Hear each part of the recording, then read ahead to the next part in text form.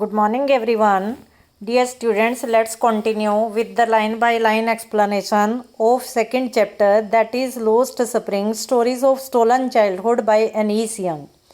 About the author, Anise Young was born in Rourkela. Rourkela is a city in Odisha and spent her childhood and adolescence in Hyderabad.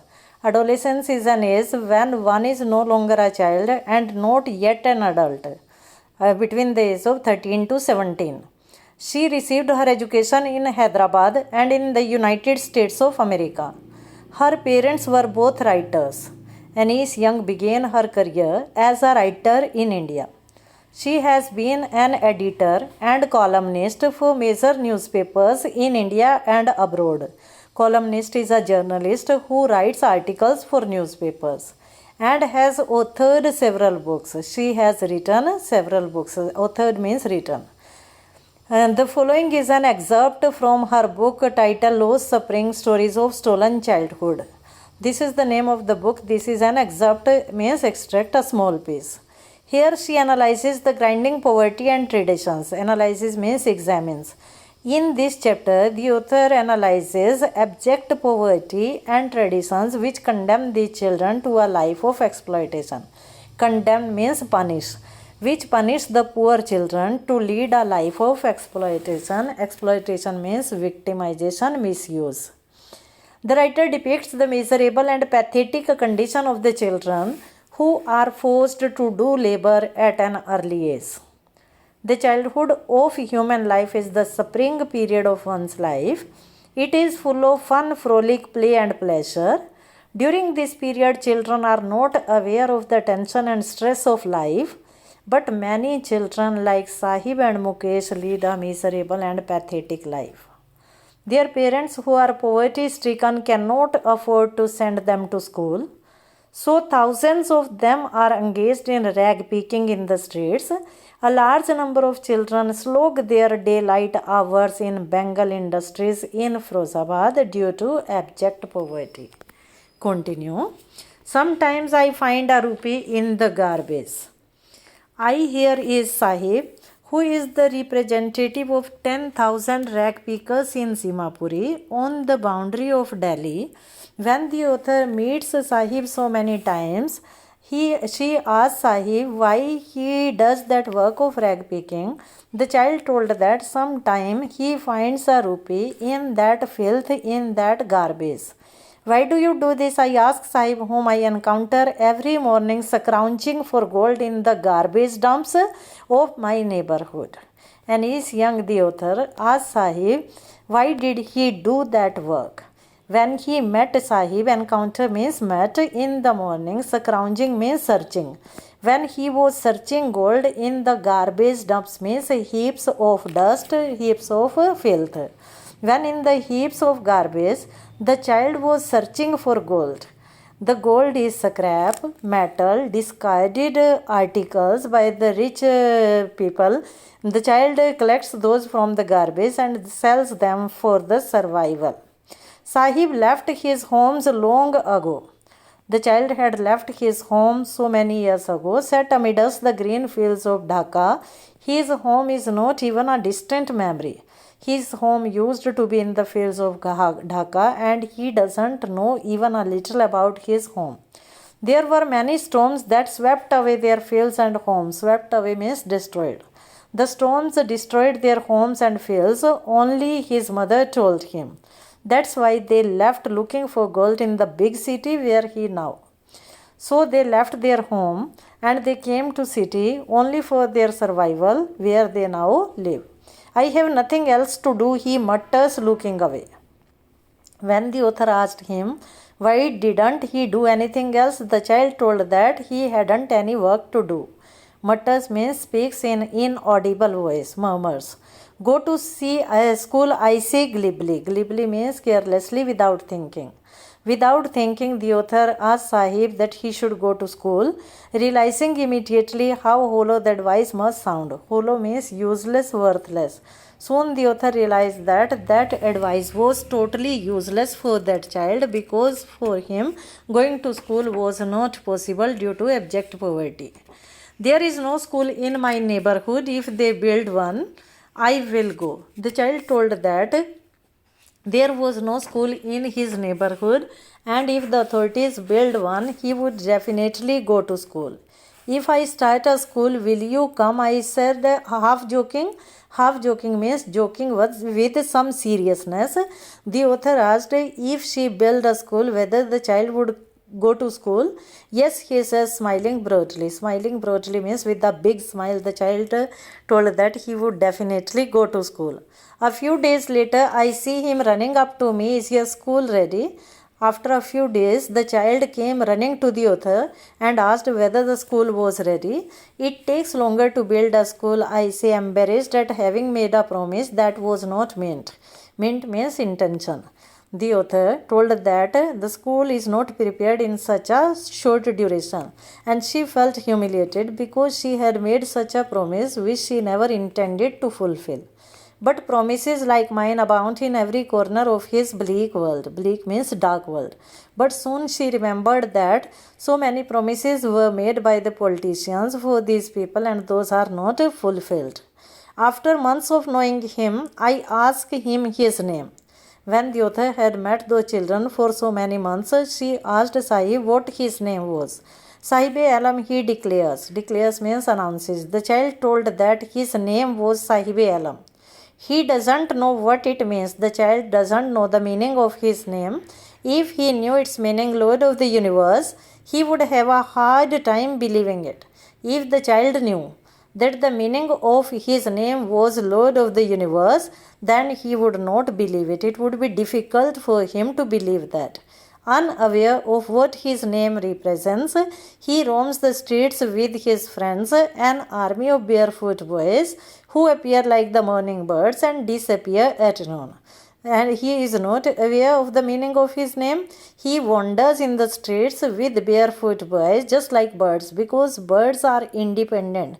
In the same way, they move freely in the streets and disappear in the noon. Over the months, I have come to recognize each of them, because the author is meeting them for so many months, so she is able to recognize each of them. Why aren't you wearing chappals? I ask one. The author asked one boy why he was not wearing slippers. Chappals is an Indian word because Anis Young is an Indian writer, so Indian words are used in English. My mother didn't bring them down from the shelf. Shelf means rack. The child told that his mother doesn't bring them down from the rack. Even if she did, he will throw them off, adds another who is wearing shoes that do not match. Another boy who is wearing mismatched shoes, he told that even if his mother gives the shoes, he will throw them away. When I comment on it, he shuffles his feet and says nothing. When the author asked him why he was wearing mismatched shoes, shuffles means moves the feet here and there. He moves his feet here and there and doesn't speak anything. I want shoes, says a third boy who has never owned a pair all his life. Then the third boy spoke that he wanted shoes because he hadn't seen shoes throughout his life. Traveling across the country, I have seen children walking barefoot in cities on village roads. Anis Young tells that she moves around the country in villages and cities also, and she sees so many children barefoot. It is not lack of money, but a tradition to stay barefoot is one explanation. Some people say that it is not lack of money, but these people are habitual of remaining barefoot. I wonder if this is only an excuse to explain away the perpetual state of poverty. Wonder means think. But the author thinks that it is only a way to explain the continuous state of poverty. Perpetual means never-ending poverty of our country. I remember a story a man from UDP once told me. Then the author is reminded of the story which she had heard from a man from UDP. As a young boy, he would go to school past an old temple. When the man was a young boy, he used to go to school passing an old temple, where his father was a priest. In that temple, the father of that boy was a priest. He would stop briefly at the temple and pray for a pair of shoes. He used to stop at the gate of the temple and used to pray for a pair of shoes. 30 years later, I visited his town and the temple. After 30 years, the author went to the same town and saw the temple, which was now drowned in an air of desolation. Drowned in an air of desolation means isolation, because the temple was old and was dilapidated, so people no longer came to this temple. That was why it was isolated. In the backyard where lived the new priest, there were red and white plastic chairs. Backyard means area behind the temple. In the backyard, new priest had come. There were red and white plastic chairs. A young boy dressed in a grey uniform, wearing socks and shoes, arrived panting. A young boy who was wearing grey uniform, who was wearing socks and shoes, arrived panting means to breathe quickly due to running fast, and threw his school bag on a folding bag. He threw his school bag on a folding bed. Looking at the boy, I remembered the prayer another boy had made to the goddess when he had finally got a pair of shoes. Soon the author was able to remember that story which the man had told who had prayed for a pair of shoes. Let me never lose them. He also had asked the goddess that those shoes must not be lost. The goddess had granted his prayer. Granted means accepted, and the goddess had accepted his prayer because the young boys, like the son of priest, now wore shoes, because young boys were able to get shoes just like the son of the priest. But many others, like the rag pickers in my neighborhood, remain shoeless. But the author tells that even now so many children are barefoot, just like the rag pickers in her neighborhood.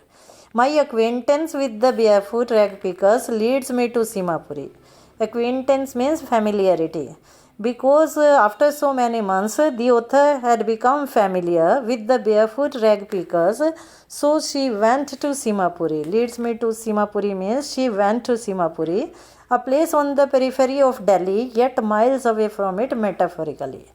Simapuri is a place which is situated on the boundary of Delhi, on the surrounding of Delhi, but it is miles away from it. Metaphorically means symbolically, metaphorically means allegorically, where hidden meaning is there. Because Simapuri is situated on the boundary of Delhi, where maximum growth and development can be seen, which is the metropolitan city, which is the capital city of our country. But on the boundary of that city itself, 10,000 rag pickers are there who are not able to make their both hands meet. That is why that place is miles away from it. Those who live here are squatters who came from Bangladesh in 1971. Those rag pickers who live here are squatters. Squatters means who have occupied the land illegally. They came from Bangladesh in 1971. Sahib's family is also among them. Sahib's family is one of them. Simapuri was then a wilderness. It still is, but it is no longer empty. At that time, it used to be isolated. Wilderness means ujad. No growth and development was there. It is now also wilderness, isolated, but it is not empty now. In structures of mud, with roof of tin and tarpaulin, devoid of sewage, drainage, and running water, live 10,000 rag pickers. Structures of mud means kacha houses, with roofs of tin and tarpaulin means tarpala cloth, from which water cannot enter. There is no sewerage system. There is no drainage system. Only open running water is there. 10,000 rag pickers live here. They have lived here for more than 30 years without an identity, without permit, but with ration card that get them and their names on voters list.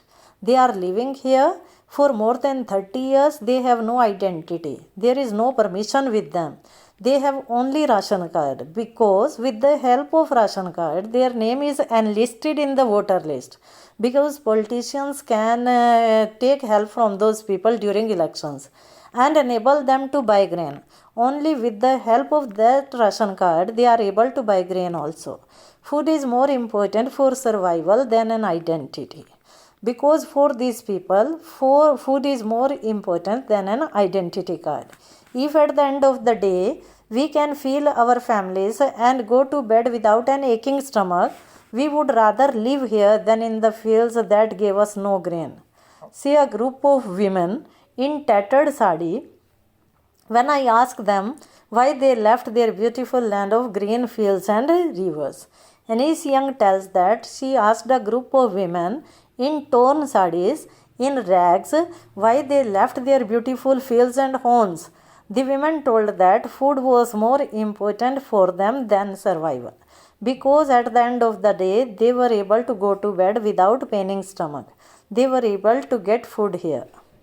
Wherever they find food, they pitch their tent and become transit homes. Wherever they find space, their tent means they set up their tent and make them temporary homes. Transit means temporary.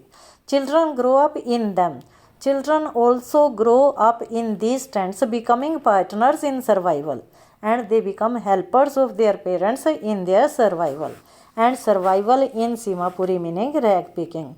And only one way of survival is there, that is, they have to do rag picking. Through the years, it has acquired the proportion of a fine art, because they are doing this work for so many years. They had got a perfection in this work. Garbage to them is gold. Now, garbage appears just like gold to them.